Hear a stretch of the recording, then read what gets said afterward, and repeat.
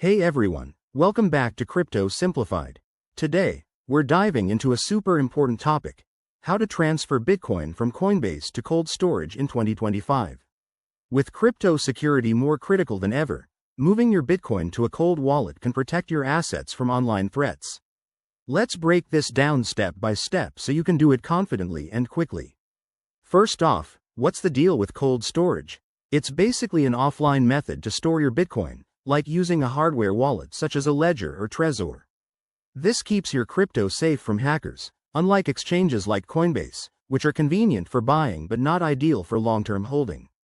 To get started, make sure your cold storage device is set up and you've backed up your recovery phrase. Step 1. Log into your Coinbase account. Head to your dashboard, select your Bitcoin wallet, and click on the Send or Withdraw option. Step 2. You'll need the recipient address from your cold wallet. Connect your hardware device, open your Bitcoin app on it, and generate a new receive address. Copy this address carefully. Double-check it because one wrong character could send your Bitcoin to the void. Step 3. Back on Coinbase, paste that address into the recipient field. Enter the amount you want to transfer, and take a moment to review any transaction fees.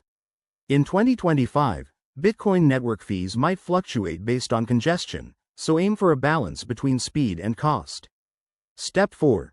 Hit Confirm and authorize the transaction. You'll likely need to verify it with two-factor authentication for extra security. Once sent, the transaction will broadcast to the Bitcoin network. It could take anywhere from 10 minutes to an hour or more to confirm. After it's done, check your cold wallet to ensure the Bitcoin has arrived.